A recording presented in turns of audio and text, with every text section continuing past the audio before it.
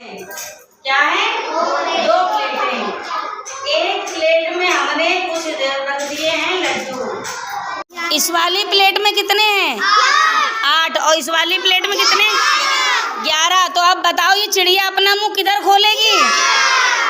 क्योंकि इधर दाना ज्यादा है। तो चिड़िया का मुंह खोलने के लिए किधर होगा?